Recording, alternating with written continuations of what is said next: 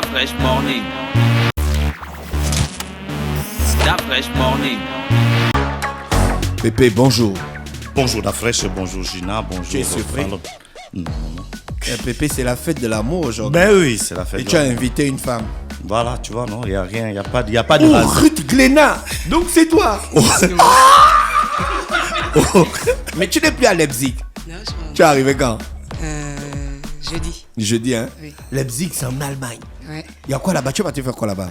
Je suis allé pour un stage de recyclage, de perfectionnement pour entraîneur de basket. Ah, d'accord, entraîneur, coach, hein? Coach. C'est ta photo que Raissa Lormeza partageait beaucoup comme ça. Ouais. D'accord. Ruth Glénat, mais toi tu es une fidèle auditrice du Da Fresh Morning. Exactement. Oh, Pépé, mais pourquoi tu l'as invitée alors? Mais parce qu'elle revient justement de ce stage. Parce qu'elle a beaucoup à nous dire sur ce stage et parce qu'elle fait partie des rares entraîneurs C'est de comment niveau. là-bas, Leipzig? C'est une grande ville, une petite ville? Plutôt une petite ville, les gens sont cosy, c'est tranquille, il fait beaucoup froid. Ouais, en ce moment il fait beaucoup Et froid. puis voilà, c'est... Tu as vu d'autres Gabonais là-bas? Non. Vous étiez combien? Tu es parti seul ou bien c'était un programme bien Non, ordonné? nous étions à deux Gabonais. C'est la fédération qui vous a envoyé? Bon, la fédération a participé à ce qu'on y aille.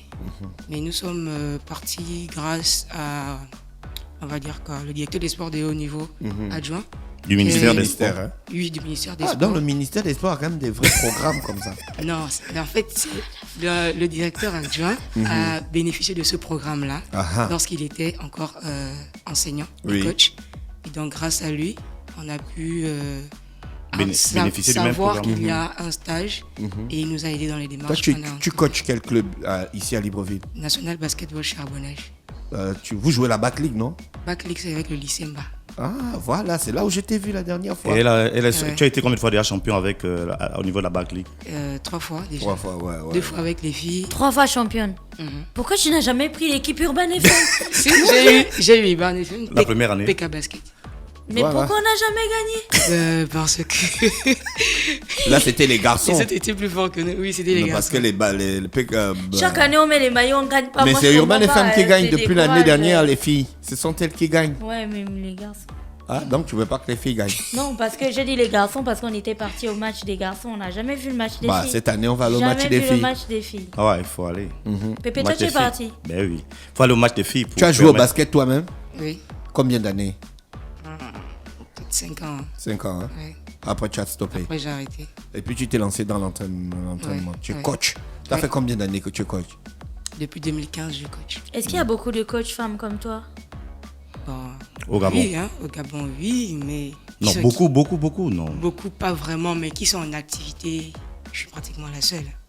Est-ce que tu es aussi. On te fait. Je voulais dire ça comment? Est-ce qu'on t'intègre dans le travail de l'équipe nationale? Dernièrement, j'ai été présélectionnée en tant que joueuse. Malheureusement, on n'a pas voyagé, donc là, je suis en train de, petit à petit, je travaille pour que je puisse être sélectionnée pour l'équipe nationale. Ok. Il faut aussi relever qu'elle était dans le programme de la BAC au niveau des jeunes qui sont partis au Bénin récemment. Il y avait 3 coachs et elle faisait partie des 3 coachs. Et tu avais une équipe que tu entraînais? Oui. D'accord. Des- Là-bas, à Leipzig, on vous a concrètement appris quoi que tu ne connaissais pas? On va dire quoi, la chose qui m'a beaucoup étonnée, la coordination. C'est-à-dire, on va dire que la coordination, c'est la façon dont on apprend aux enfants à exécuter des mouvements. Le rythme, l'enchaînement, on va dire quoi, c'est un peu ça en fait. Comment est-ce qu'on travaille avec les enfants? Parce que les enfants, c'est la base. Alors que nous, ici, on mélange tout. Il y a certains éléments au basketball qu'on apprend aux enfants qu'on ne devrait pas. Par exemple, lorsqu'on travaille avec des enfants de moins de 12 ans, on ne doit pas leur faire des pompes tout le temps, Tous les abdominaux. des abdos tout le temps. Donc, il faut doser. Et il y a aussi le côté anatomique. Oui. Alors, il faut savoir comment est-ce qu'on travaille les muscles, Oui. comment est-ce que le muscle gagne en énergie, pourquoi est-ce que l'enfant doit tout le temps s'alimenter en eau, par exemple. S'hydrater, voilà. Donc, c'est beaucoup de choses comme ça, des petits trucs Que de nous- rien du tout, mais que nous, on néglige, qui sont vraiment importants. Ouais. Voilà. Est-ce on vous a aussi coaché un peu sur la psychologie des enfants? Exactement. On a fait la didactique, la psychologie, la gestion des groupes, gestion des grands groupes. Comment il faut apprendre aux enfants à gérer l'école et le basket. Comment il faut qu'ils planifient sa vie, par exemple, à la maison. Comment est-ce qu'il faut agencer tout cela. On a appris beaucoup de choses. Wow. Et toi, déjà, avec le travail que tu faisais, est-ce qu'au retour de Leipzig, tu penses qu'il y a quelque chose, bon, pas que forcément, il y a quelque chose qui va changer, mais là, immédiatement, quelles sont les actions immédiates, majeures que tu vas directement imprimer sur ton équipe? Des trucs que tu sens que tu faisais peut-être pas bien ou que tu faisais pas, mais que tu penses que là, ça va faire toute la différence? Bon, c'est peut-être une meilleure planification des entraînements. Parce que on a un souci, nos terrains ne sont pas couverts. Donc tu peux arriver, il pleut, tu es obligé de changer le programme d'entraînement. Et moi, je faisais quoi? Quand il y a la pluie, par exemple, j'arrive, on fait le physique, par exemple, alors qu'on a match peut-être dans 4 jours. Ce qui n'est pas recommandé. Donc je vais faire les exercices qui sont liés à la technique au lieu de faire autre chose qui va tuer, par exemple, l'organisme des enfants. Et sur place, comment ça s'est passé? Il y avait une partie théorie, une partie pratique, et à la fin, il y avait une évaluation. Est-ce qu'il y a des gens qui ont été recalés ou bien c'était pour tout le monde? Tout le monde était sorti, non. On va dire quoi, 20 C'est un stage pour les coachs de basket et les professeurs d'EPS. C'est ça ce qui a été choisi. On a eu des cours théoriques et des cours pratiques liés rien qu'au basketball. Donc on avait une traductrice. Les cours se faisaient en allemand. Bien sûr. On a une traductrice qui traduit les cours et on a eu des examens. Par exemple, en psychologie, c'était à l'écrit. Didactique à l'écrit. Le reste, c'est à l'oral. On a fait médecine de sport. On a fait sciences de l'entraînement à l'oral. Et basketball à l'écrit, à l'oral et à la pratique. Et il y a eu des récalés. Qu'est-ce que représente le basket pour leur société? Sur le plan, on va dire que... Ouais, sur le plan sociétal, qu'est-ce que représente le basket pour les Allemands? Les Allemands, bon, je vais parler beaucoup plus de la ville où j'étais. À Leipzig, le sport roi, c'est le foot. Le basketball, il n'est pas très, très beau. Ouais, ils ont d'ailleurs une équipe qui joue en Bundesliga, qui est 3e ou 2e du championnat national de football de première division. Donc, du coup, le basket, c'est pas tant ça, en fait. Les gens sont beaucoup plus portés vers le foot et le hand. Il y a beaucoup plus d'académies de foot et de handball. Donc le basketball, c'est petit à petit qu'ils font leur chemin. Ah, d'accord, ok. Et aujourd'hui, le diplôme que tu as eu, ou la reconnaissance que tu as eue, ça te permet d'entraîner quelle catégorie? Est-ce qu'aujourd'hui, tu peux entraîner une équipe nationale des seniors? Non, pas de seniors. Pas de seniors. Pourquoi? J'ai un niveau 2.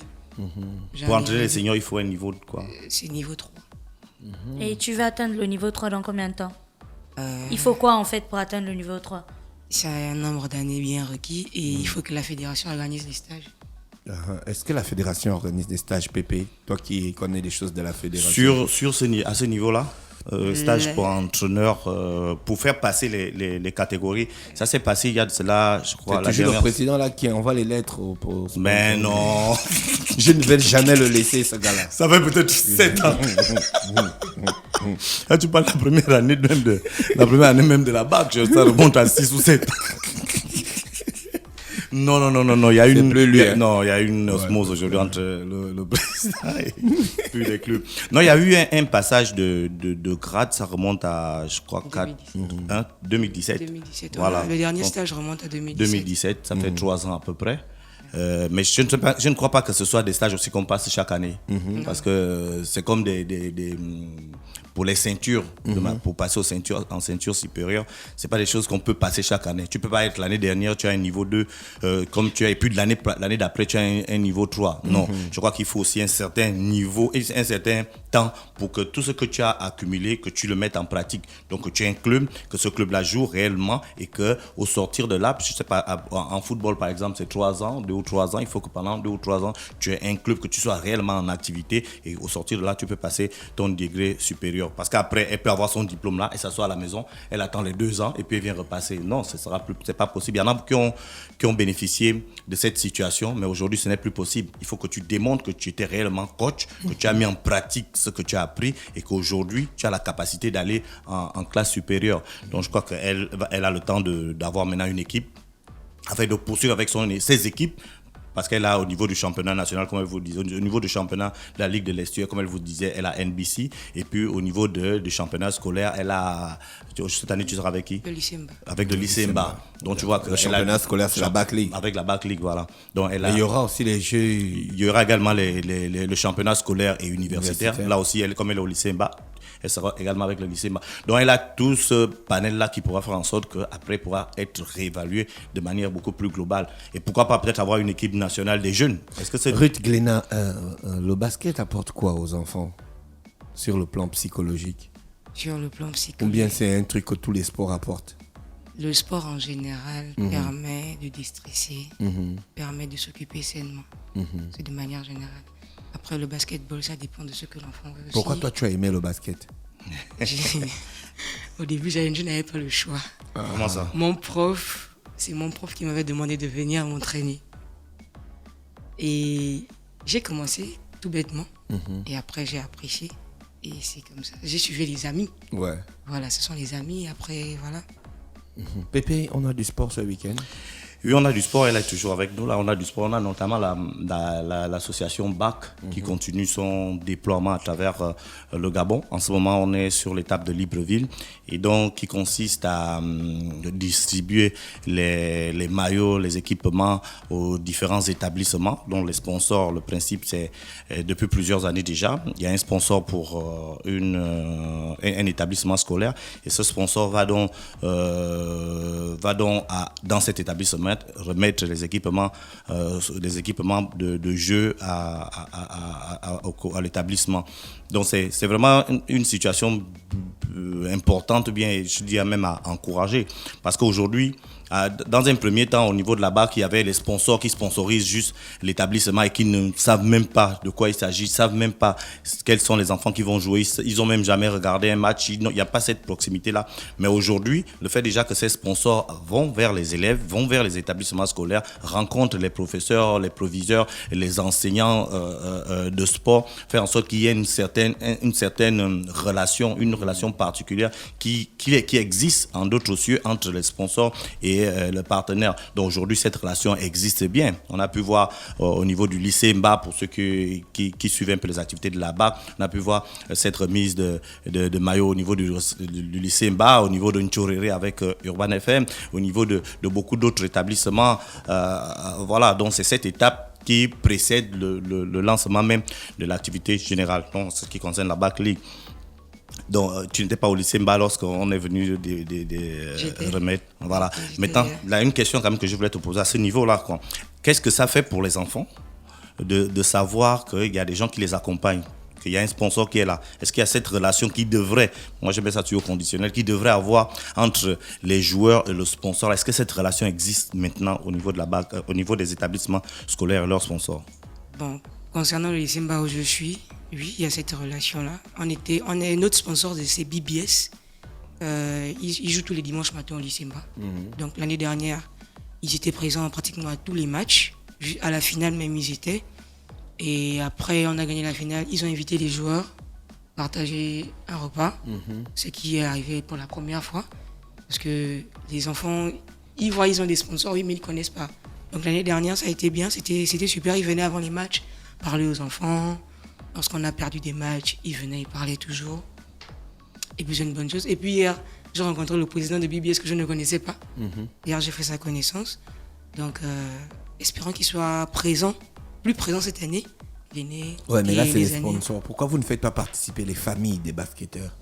Pourquoi ils ne sont pas présents? Pourquoi ils ne viennent jamais? C'est une logistique assez compliquée. Demander à un parent de venir soutenir son enfant. Ça doit même être naturel. En principe, mais dans notre société, déjà, avec tout ce qui se passe chez nous, ici à Libreville, avoir des enfants, déjà même pour avoir une plage d'horaire d'entraînement avec les enfants, c'est compliqué. Les heures de cours. Ensuite, tu peux avoir les enfants, mais le parent va te dire, je vais venir, mais après, il ne vient pas. L'année dernière, les parents qui sont venus assister au match, je pense, j'ai 3 filles. Ce sont les grands frères qui sont venus. C'est pas le père, c'est pas la mère, c'est le grand frère. Pourquoi? Parce que lui, il joue au basket. Donc, je sais pas, mais c'est compliqué. C'est vraiment compliqué. D'accord. Pépé? Oui, on parle. Oui, on parle également du karaté, du karaté avec la 6e édition. Tu parles de karaté avec tristesse comme ça? Non. Non, c'est pas qu'on a perdu quelque part où on allait faire une compétition quelque part où on a raté. Non, c'est juste, en tout cas. Donc, je disais, il y a la 8e édition donc, de la Coupe de karaté de l'ambassade du Japon. Oui. Voilà, qui a débuté hier.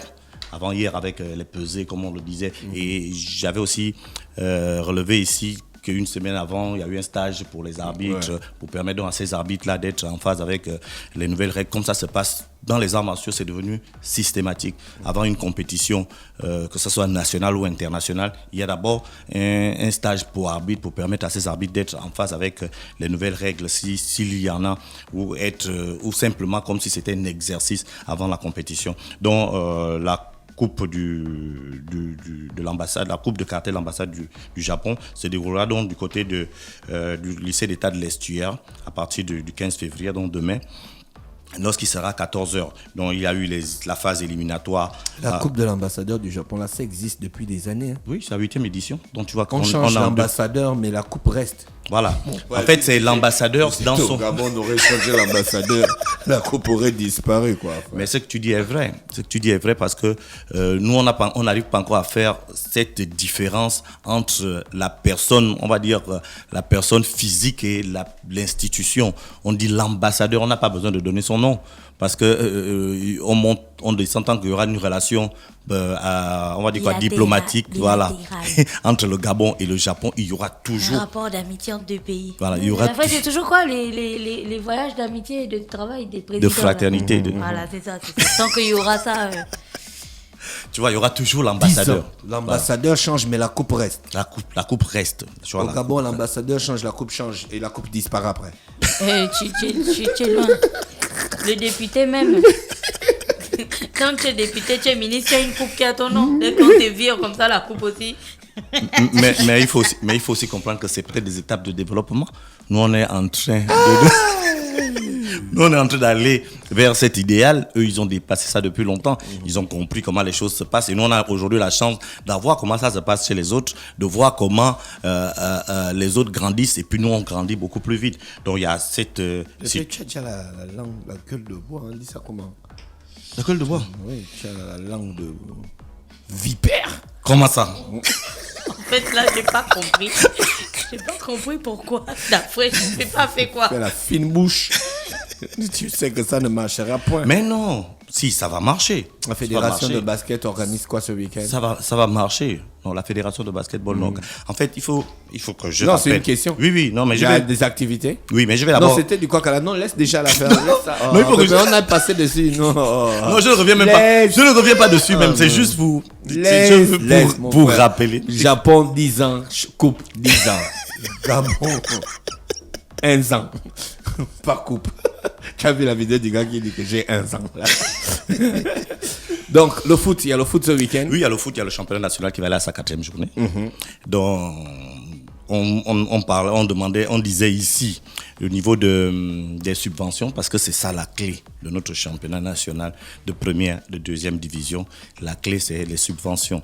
Donc, jusque-là, les présidents de clubs, parce que c'est eux qui gèrent leur club, les présidents de clubs ont tenu. Le championnat se joue. On va aller à la 4e journée. On a, comme je le disais, il y a 2 poules, 2 groupes bien distincts. Et au sortir de ces 2 groupes-là, il y aura les playoffs. Les playoffs, on va prendre les 2 premiers de chaque groupe qui vont se retrouver. Ce sera probablement à Libreville pour donc jouer des matchs aller-retour pour définir le premier.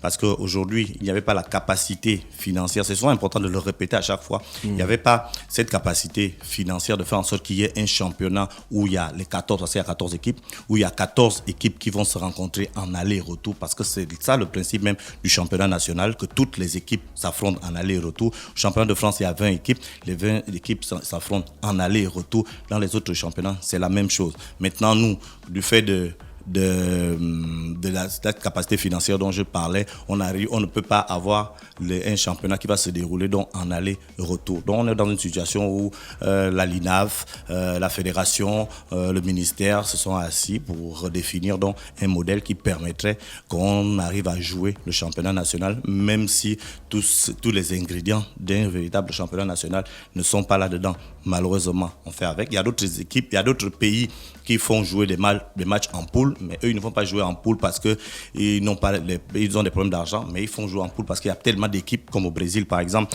il y a tellement d'équipes qui sont d'un bon niveau qu'ils ont mis plusieurs paliers et ils ont mis des championnats en forme d'État. Tu vois, donc il y a un championnat de la région de Sao Paulo, un championnat de telle autre région, et puis les champions vont s'affronter entièrement. Donc nous, on n'est pas arrivé là-bas.